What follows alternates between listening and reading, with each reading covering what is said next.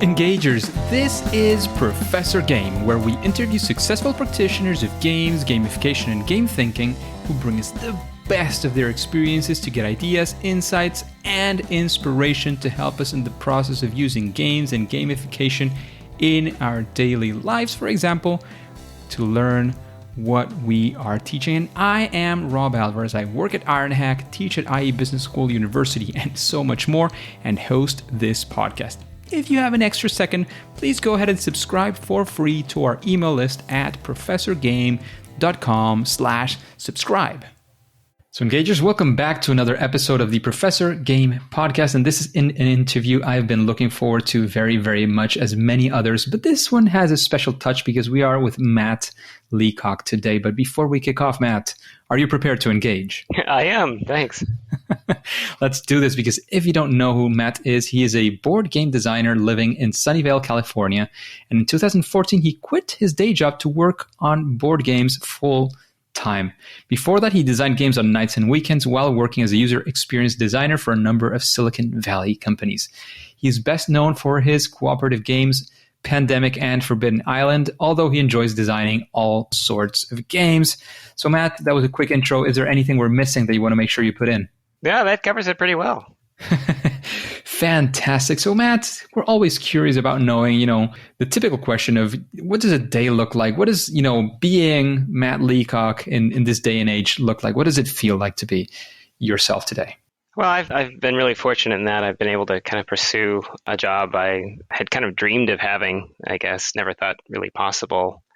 But as much as I enjoy the job, it is a job. I get up and I check mail, and maybe I get some playtest sessions in, or I do some design work, I do some development work, get some more correspondence done, and then I try to wrap up and not bleed too much into my my home life. That sounds great. Are you, like, during the pandemic, are you working from home? Are you still going to some sort of office? Yeah, I got a home office, so the pandemic didn't affect me a whole lot. My life before and after are pretty similar. Yeah, sounds great. So, Matt, we like to know from our, especially with rock star guests like yourself, we also like to bring sort of some down to earth to many of our guests, and we like to know of his story. And I'm sure as a game designer, it's all about testing and seeing how things go. So I'm sure some stories will come to your mind, but we'd like to know if one of those times you were designing some sort of game and, things just didn't go your way. You were, it was some sort of first attempt in learning or fail moment or failure, your favorite failure. We want to sort of be in that story, learn from some of the lessons that you got there, see how you came out of it. Like, wherever you want to go, it's a fantastic story, I'm sure. Sure. Yeah. Some of your listeners may know that I worked on a game called Pandemic Legacy with a co-designer named Rob Davio. And those games are really long experiences to to design and to play. They're like 12 to 24, I guess, sequential games. And every time you play the game, it changes on you because you add stickers to the board, or you might destroy some components, or you might write on something. And so they're big campaigns. And this one took quite a while to work out. And it was the first time we had worked together and the first time we had designed anything like this. The first time I had designed anything like this. Rob had done some games like this before. But we just found ourselves in this sort of dead end. We both came up with this idea for like a sideboard we could add to the game experience.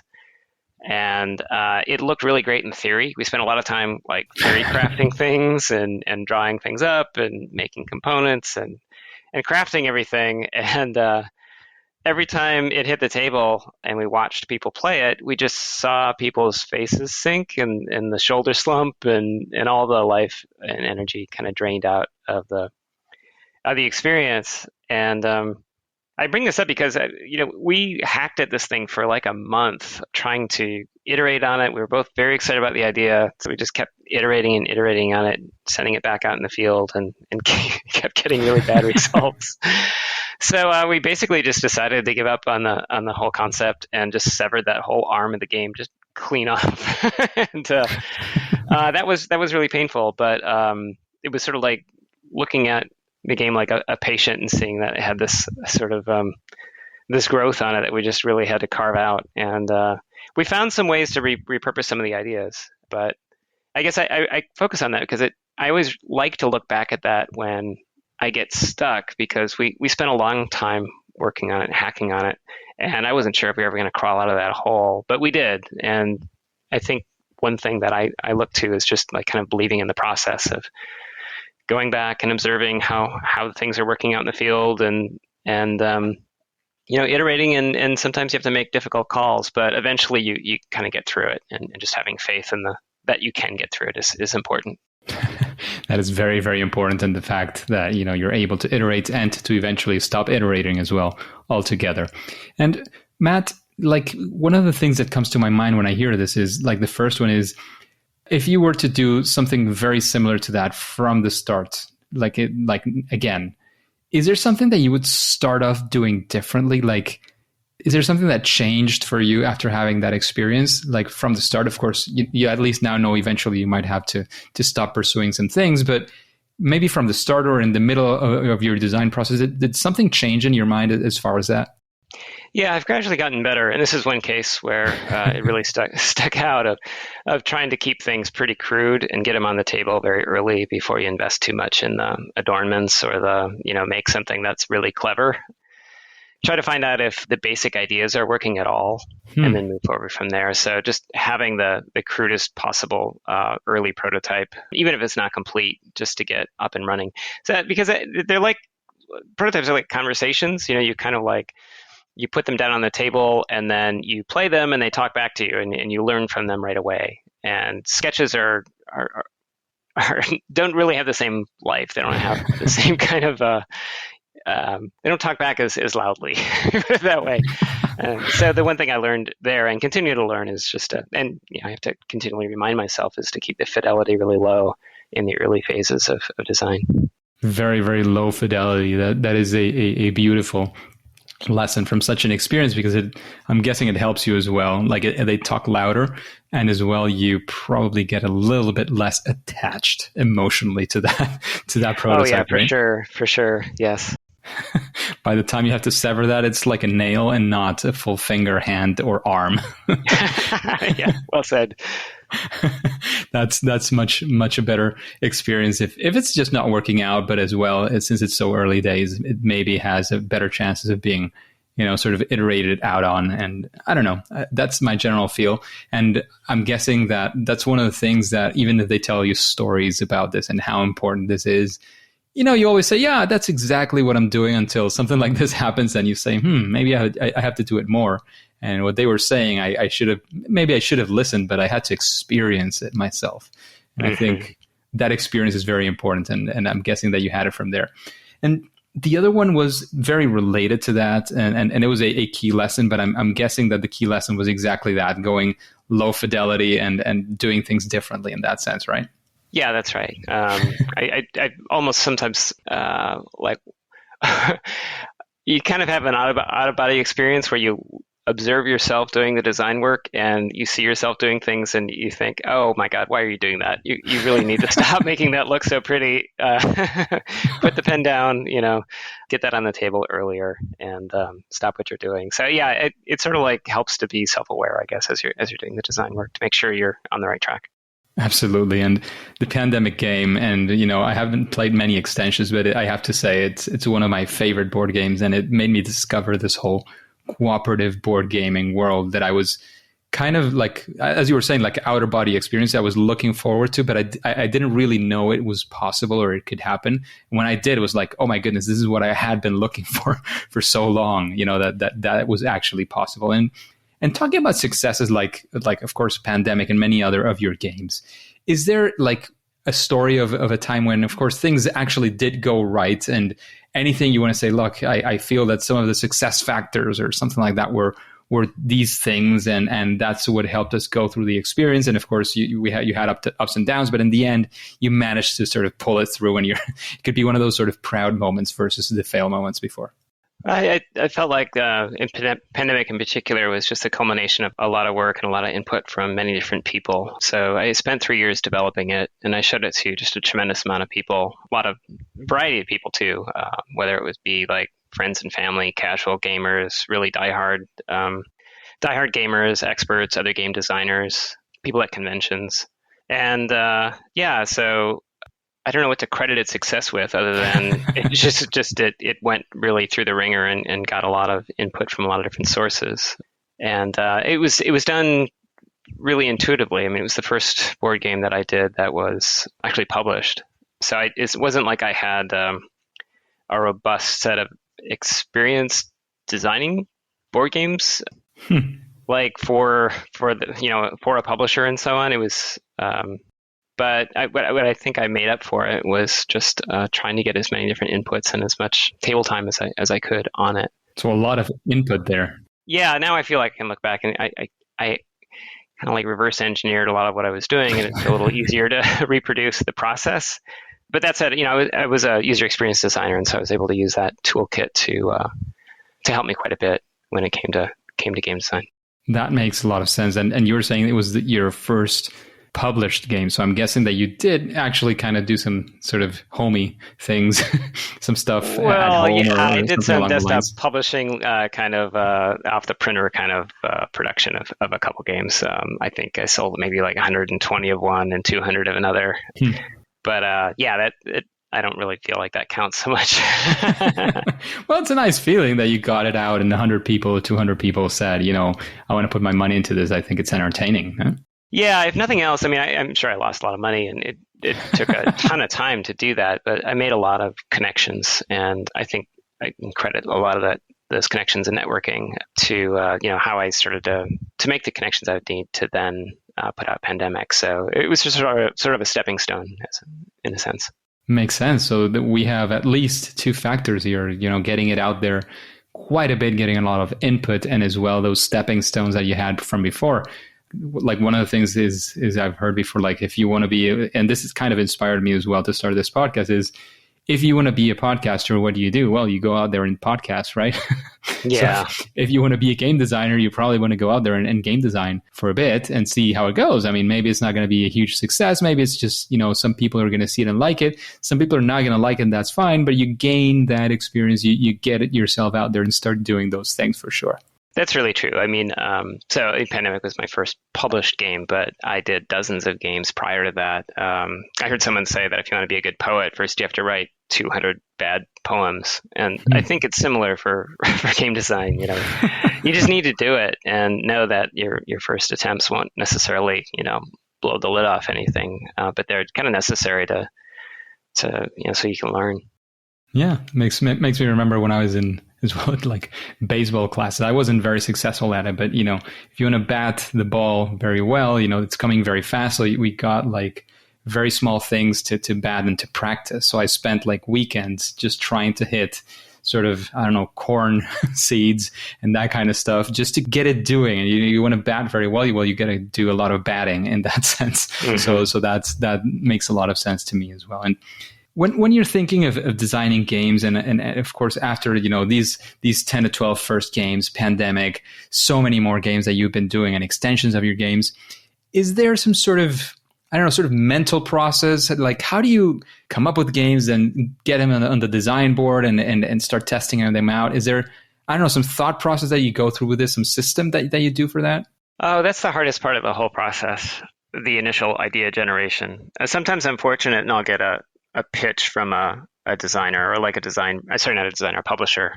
Like we're looking for a certain game that is for this number of people, plays in this amount of time, and kind of captures this feeling or has these kinds of mechanisms or some kind of criteria, because constraints are super helpful when it comes to creativity.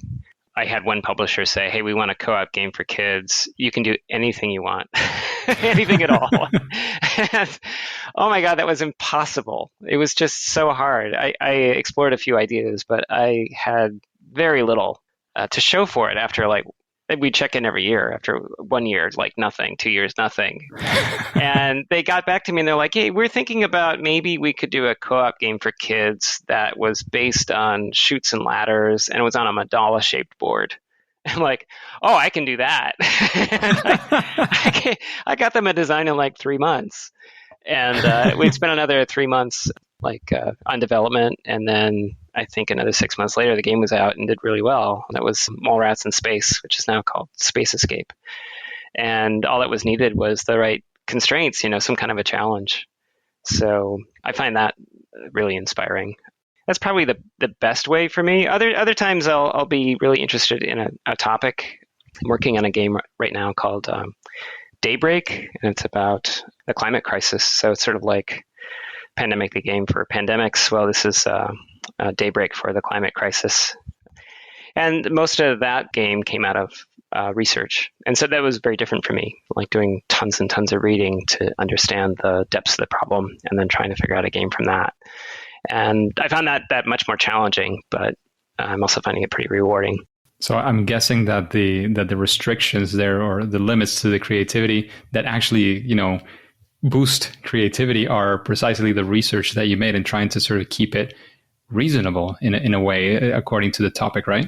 Well, the first problem was trying to overcome the despair after reading many of these books. It was a real downer. I was a real trough of despair there. And then I found other books that were really talking about solutions and were more focused on what can be done. And I found those very motivating. And I thought a game that was put together in such a way that it was focused on how collective action can really lead to a positive end. So that was the first hurdle. And then it was a matter of like trying to boil down this immense problem into sort of a core loop or a set of mechanisms that would roughly model it, try to capture the dynamics of the problem and the solutions. And so, yeah, that's really, those are the constraints, right? I mean, a lot of the constraints are like, well, how do you accurately model this, or at least, roughly model it? A lot of it is around like trying to frame the problem appropriately, even if the dynamics aren't 100% on. Then there's human cognition, like how much can you present to someone at a time, so that they can learn the game in a reasonable amount of time, play it in a certain amount of time.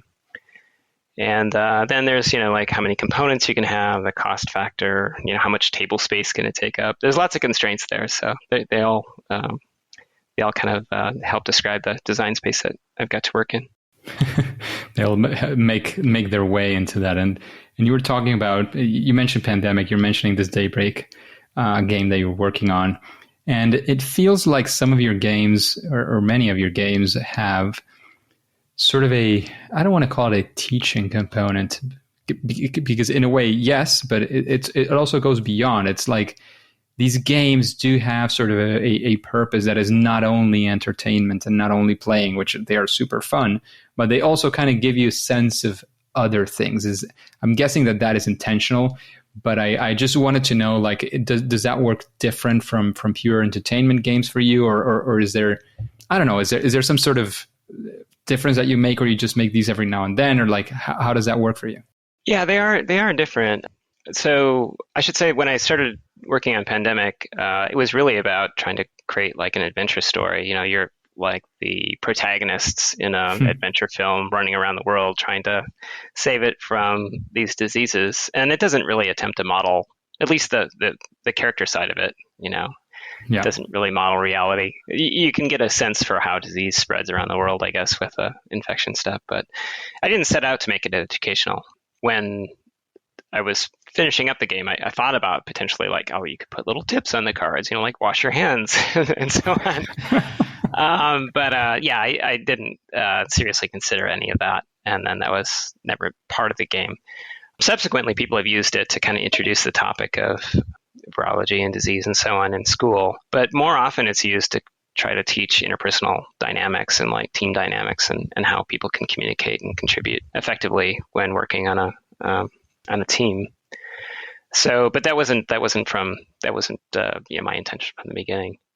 With Daybreak, it's different. So we saw this, I say we because I'm working on this with a co-designer, Matteo Menapace. We did want the framing of the game to really communicate the scope of the problem, sort of the size, the dynamics of it, the solution set, sort of what can happen, just to communicate it. But we didn't want it to be preachy. We didn't want it to be an educational game. We really wanted you to, first and foremost, enjoy the game. So in that regard, it's really not all that different. I mean, we're trying to make a really enjoyable game that you want to play as a game.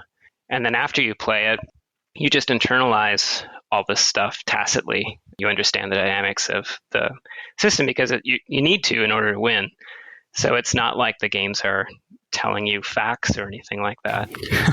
There may be some thematic text on each of them that provides context and interest, but you don't need to read it in order to play the game. And most of the value you get from it isn't from reading that text. It's from internalizing the dynamics, I think. So I think fundamentally the two approaches are fairly similar in that I need to create an exciting, engaging game that people want to play as a game first, because I don't think our audience would shrink so dramatically otherwise. I don't think people would necessarily want to just pick it up to learn about climate. That makes a lot of sense, and it's I would say it seems to be working pretty well. And you were saying like, oh, you don't want it to be sort of preachy or people to feel that they're doing this, they're like forced into them. It has to be entertaining first, and that's I don't know. At least in my vision, it's what it has to be. Like if it's even if you call it educational game, it has to be a game. So if it has to be a game, if it's a good game, right? It should be fun, should be entertaining. People should be enjoying it. And, if it's supposed to be educational, it's also got to have some educational component. But they have to be together. Otherwise, it's just one of the sides and not both. And I'm not saying it's an easy thing. I'm just saying if it has to be that way, that's what it's supposed to happen. Just a quick break before we continue. Are you enjoying this podcast? If you're listening through a podcasting app, please subscribe and rate us on the app. This will be of great help to reach more engagers so we can change the world together through gamification. Matt, when you're thinking of game design in general, or even if it's, when you're designing sort of a game with a purpose or something in that sense, would you say that there's some sort of best practice? Of course, not a silver bullet, but something that probably helps you make better games at least, or helps them have a little bit more of success, or that tipping point that might be making things that little bit better that makes a difference. One of the things I do that I'm not sure a lot of other designers do is I send a lot of prototypes out for remote testing. So I'll package them up and mail them and ask the recipients to crack open the box and film themselves learning the game, teaching the game, and playing it. And I don't ask them to talk to the camera or anything. I want a naturalistic experience. And it helps that they're recording themselves with their own equipment, like a laptop or what have you, in their own home. So you see people acting fairly naturally when they're playing it, as opposed to like inviting them over to a game store or something like that, a place where they wouldn't normally, or there's some other place where they wouldn't normally play a game. So they record themselves and then upload the footage up to typically Google Drive. Then I'll watch it and log what I see, take note of all sorts of observations and issues and bugs, and then I'll pause the film now and then to jot down design ideas. And I just find that incredibly valuable because I can kind of track the emotional journey of the players. I can see all sorts of different usability issues and just learn just gobs of information that I wouldn't have. Prior to this, I'm testing it with myself at the table, and tinkering it just with, on my own and playing it with friends and what have you around a shared table. But as soon as I can, I try to get them out and do this more objective testing because I find I just find I get so much data. I'm also able to trace any of the problems that I'm seeing and any of the solutions that I like to propose. For example, when I've got a co-designer, to actual footage, or it sort of like gives like a scientific validation to any kinds of changes I want to make in a certain sense. But so I find that really, really helpful. And I think one great skill that you can have when you're watching these videos is empathy and trying to put yourself in the shoes of the player. Because if you try to imagine someone having difficulty while reading your rules, it's not quite the same as when you actually see them struggle and try to explain it to their friends and fail. When you see that happen and you're not in the room, it's just excruciating and it's very motivating. So I'm much more likely to take action if I see people that are struggling or having trouble, or if I see some major issue in the game. So that's one technique that I've used that's been very helpful. Sounds beautiful, and it's very when I'm teaching subjects related to this, I always like to say like resist the urge to sort of jump in when you're doing your playtesting, and resist the urge. It's really difficult. They'll be frustrated. They'll be failing at trying things, and that's where you have to write down and see. But of course, here you don't even have the temptation. You're just watching the film, so it's genius in that sense. I love it. Yeah, it's painful, but I tell you, it's also motivating when you're putting your box together. That you're like, oh, maybe I will go and look at those rules one last time and make sure that everything is in the box, because it's going to show up on tape if it's not there. Yeah. And if you are at the table, even if you don't say a word, the players are cognizant of you scribbling in your notebook, and you'll see them look at you through the corner of their eyes, like, is his facial expression changing? Am I doing this wrong? Or they'll say, am I doing this wrong? Of course, I won't answer, but they're trying to read my face and so on. So, yeah, not being in the room is, yeah, right, exactly. Not being in the room is it's like when the parents are in the room, the kids are like, is it okay for me to grab the candy? Or yeah, it's exactly that, yeah. Yeah, it makes a lot of sense. I definitely love it. I hadn't heard it.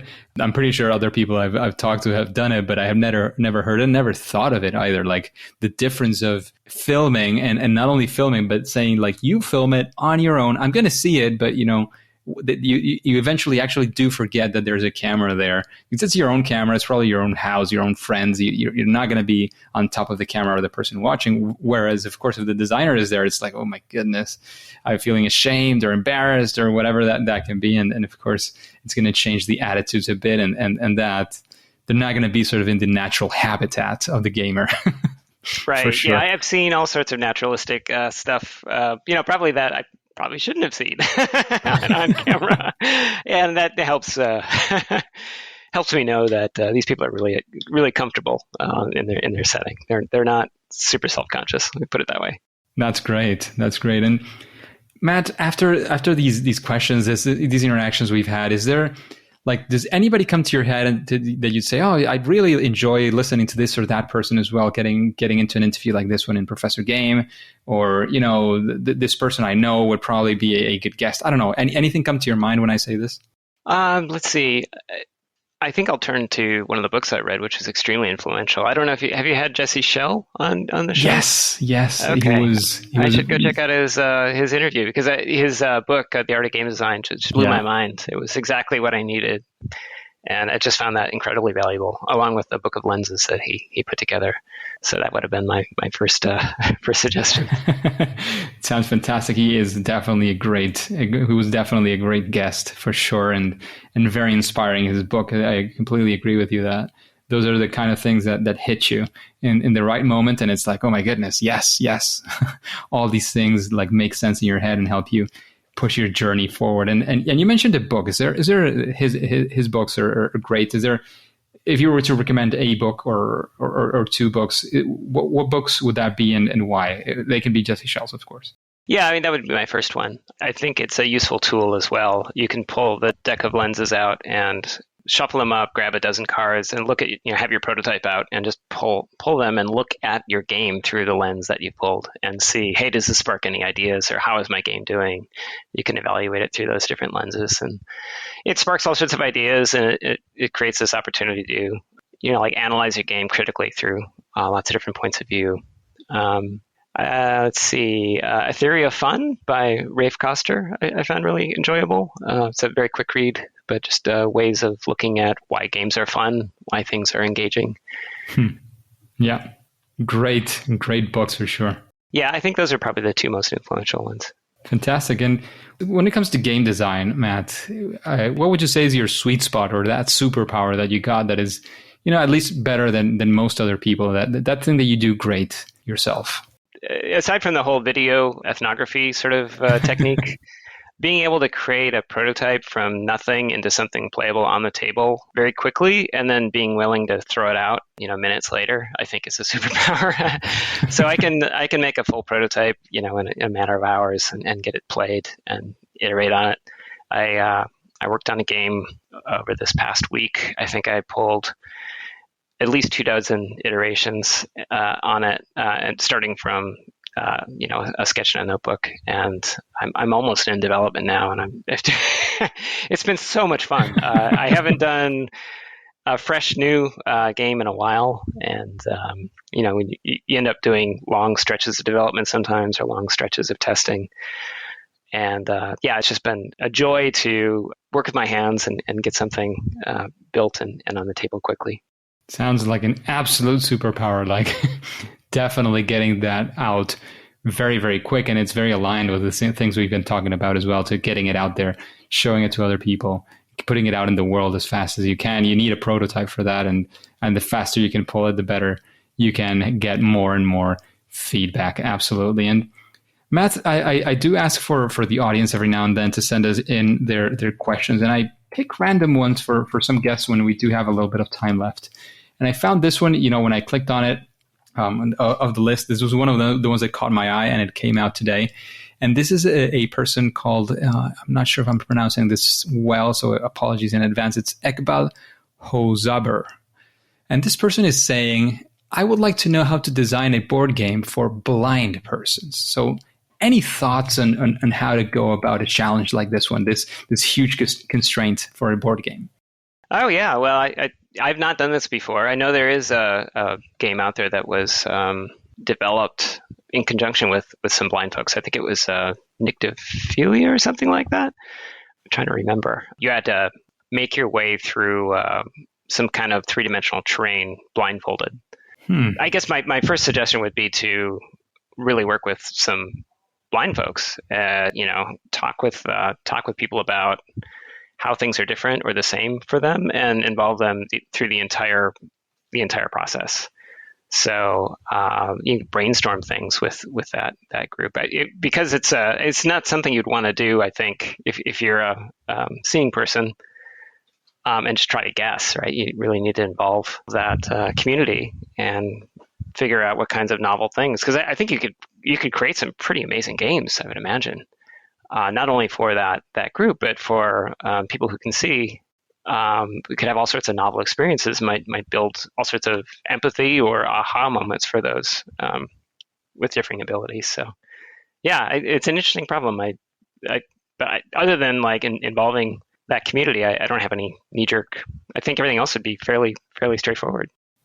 Sounds like a very, very good recommendation. Of course, those are the best play testers that you'll have. But even from the start, as you're saying, getting some ideas and getting a sense, that's part of the research that you make when you're making a game that has those constraints again. And I think it makes a lot of sense. So thank you for those suggestions, Matt. And of course, before we take off, before the end of the interview, is there any final piece of advice you wanna leave us with? Any call to action, any social media where we can find you, etc. I mean, this is the right time for all that. I guess I would mention that I think one thing that is really valuable in a designer's toolkit is just a deep sense of humility and being open when you're getting feedback and watching video, for example. Just trying to quiet the chatter of your own head, trying to quiet the notion that you're always right, and be open, especially when people tell you how they're feeling. They know how they're feeling. Generally, they can tell you that they're not wrong. So,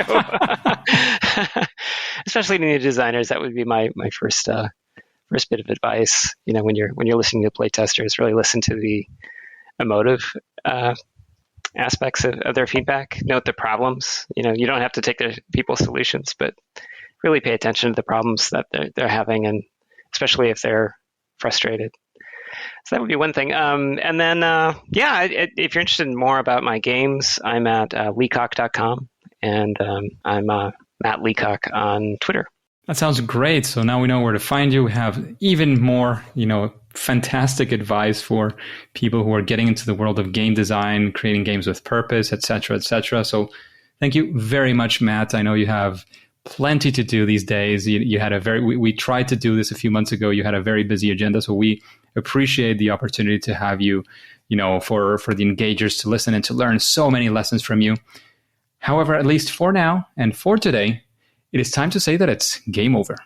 Engagers, it is absolutely fantastic to have you around, and thank you for listening to the Professor Game podcast. And if you want more interviews with amazing, incredible guests like Matt Leacock, the creator of Pandemic and so many more board games, And please go ahead and go to professorgame.com/subscribe and get started into our email list for free. That way we can be in contact and you will be the first to know of any opportunities that we in Professor Game have for you. And remember, before you go on to your next mission, remember to subscribe or follow using your favorite podcast app and listen to the next episode of Professor Game. See you there.